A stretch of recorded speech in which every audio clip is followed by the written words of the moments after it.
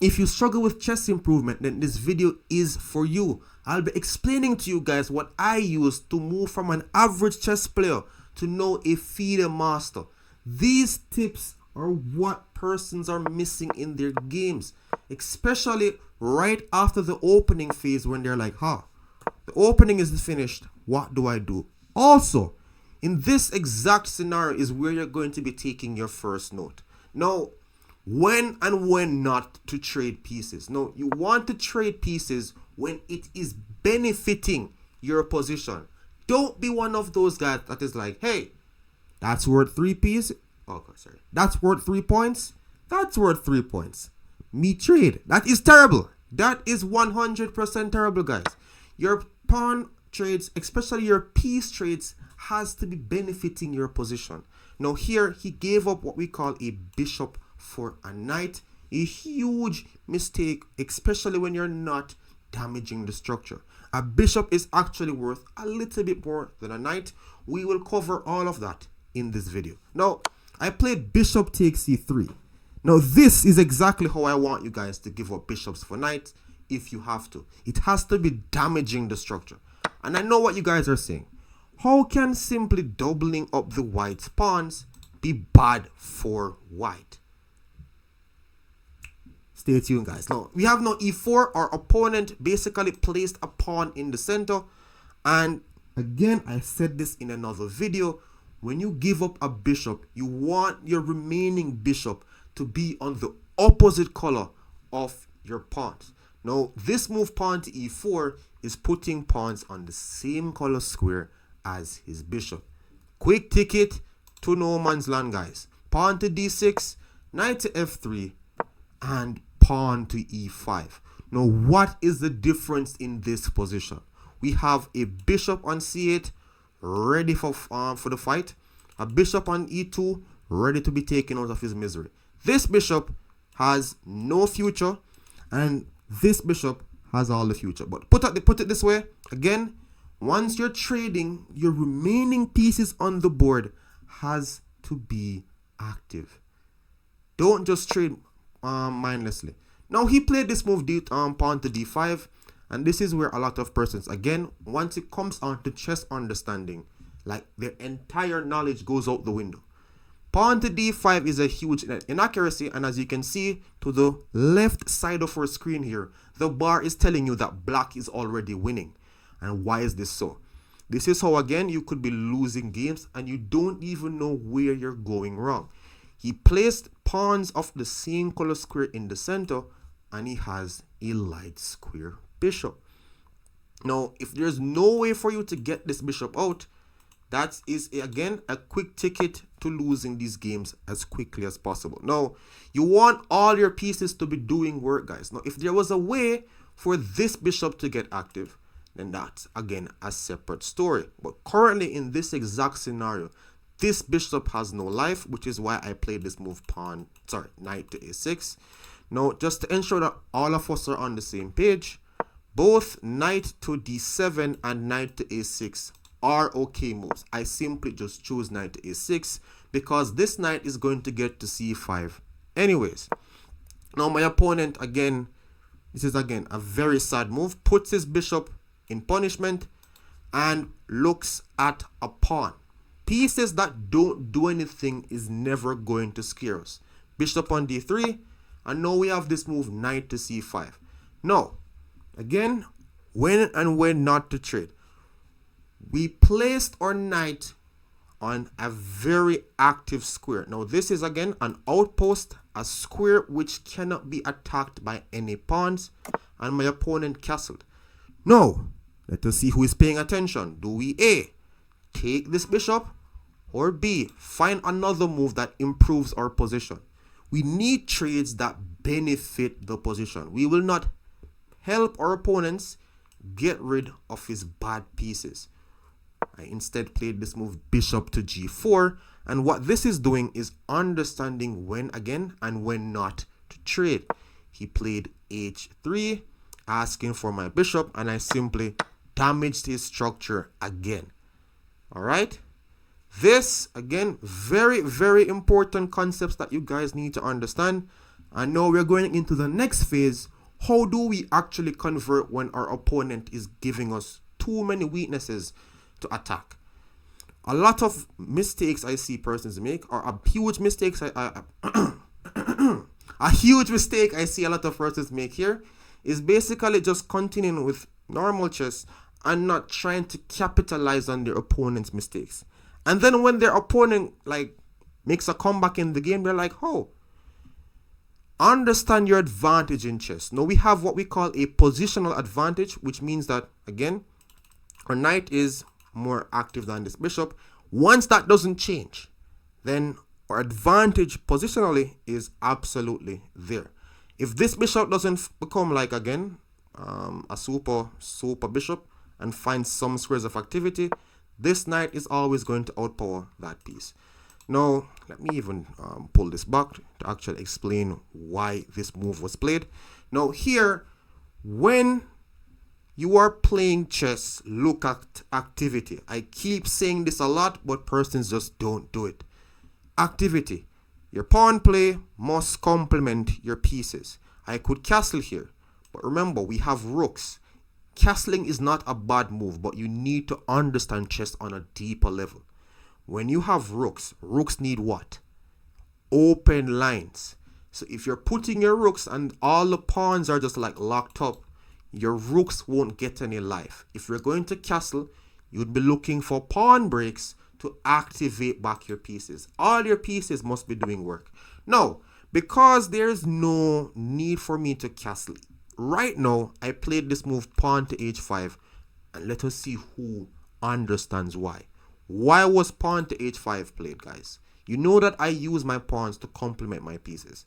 And yes, that is to actually get my rook involved in the game. He played king to h2, and now I made this move queen to f4, king to g2, and boom, rook to h6 on the board, guys. This is the difference between average players and professionals. The minute you get a bad position, you will be taken out of your misery as quickly as possible. So please, implement this. The minute the weaknesses are created, I told you guys again in multiple videos, look at weak areas in your opponent's side of the board and target them. If there are no targets, create them with pawn breaks. Rook to h6 on the board. Now we have rook to g1 and a trade. Now we have two pieces on the board and they are active. The only piece that is not doing anything is the rook on h8. Look at chess as active versus passive pieces. If your opponent's pieces are super passive, don't follow him. Take him out of his misery and attack him. Now here, I could have two candidates. One, king to e7, and the move that was played in the game, castles. Now, don't be one of those guys that just play moves in chess because you saw it on a YouTube video. Try to understand why each move is played. Now, bishop to e2, and you're seeing the misery. When you have so many pawns on the same color square as your bishop, you're basically killing the piece, guys. That bishop has no oxygen. So you don't want to have your pieces doing the same. You need, again, activity. How do we activate the rooks? Looking for open lines. We could either look for pawn breaks or, as you saw, the purpose of h5, getting the rook to h6 or to g6. Remember, guys, if you can't activate your rooks normally, look to trade some pawns, open some files. We now have queen to c3, and this is a big mistake I see persons keep making again as well. They'll have this huge attack and then they just trade with no purpose. If you're not forced to trade, guys, don't trade. Now, what do I mean by this? I want you guys to trade your passive pieces when you're attacking. If you have pieces that can't get involved with the attack, those need to get off the board as quickly as possible. But his pieces are passive. He has a rook on a1 and a queen on c1, not really participating in the game. He's trying to get them off the board and get some activity. We keep pressure on the weaknesses. In other words, we are winning because we have the space. If you get rid of the space, then you will no longer be winning. So don't do this. Keep your advantage in chess, guys. So again, I keep some pressure. I kept some pressure on this h3 pawn. Now he tried to run away. Now again, there is no human on this planet that is going to actually keep a king here unless they have a death wish. We have 2 pieces ready to take this man again out of his misery. So he tried to run away. Now I could take, and then this king starts to like hide away. It is a good move, but practice not to be too materialistic in chess. You need to prioritize activity. Once you have activity, guys, the material will indeed be the second factor. Like, you get activity, your opponents will give you material, guys. It's just law. So king to e1, and now rook to g6. I am simply putting pressure on the white's position. I know that a lot of persons might have like anxiety here. They're like, Raheem, I need to take the pawn. No, you need activity, guys. Practice activity. The material is just an end result. I wouldn't get this position if I wasn't activating all my pieces, guys. I would see one person put like, they'll be attacking the whole game with one piece, and then they're wondering like, why isn't the attack working? Everything has to join, guys. Now, you guys know again the new rule with the drawback principle. Always check what a piece was defending before you move. That's how you find queen takes f2. He's trying to keep his king towards the queen side now, but once you see again no piece is working and a king literally that has to be defending itself, when a king starts defending itself, guys, that is also the ticket for your opponent to resign. Now, queen takes f2, queen to f1. He's again trying to trade. No, what do we do? Do we do A, trade the queens and play another 100 moves? Or B, decline the trade and keep the pressure? I don't know who is telling you guys to trade your pieces, especially when they're active. The active piece that you have on the board to take your opponents out of their misery, you're taking them off the board, guys. No, unless again you're like blundering like effortlessly and you need to like learn how to consolidate and so forth. Just beat the guy. Queen to h5 or queen to h4 on the board, and he played queen to h1. I'm telling you, this is what happens when you keep your opponent's pieces passive. He will not know what to do. Remember what I said for conversion. If you have weaknesses on the board and you're not putting pressure on them, then why are you playing chess? Rook to g3, keeping the pressure, guys. You want all your pieces, whether you see a way to knock them out or not, focus on the piece activity and the material. The conversion will show itself. Rook to g3, bishop to f1, another passive move. And this is going to be maybe one, if not the final note that you'll be taking down for today.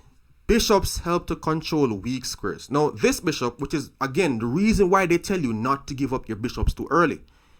This bishop is on a light square, which means that it is helping controlling some of the light squares. But by giving up his dark square bishop, he has surrendered all his dark squares. That is the power of a bishop, guys. Once you give up a bishop, you're literally giving up a whole color complex. So ensure that your opponent can't infiltrate once you do this. I gave a check.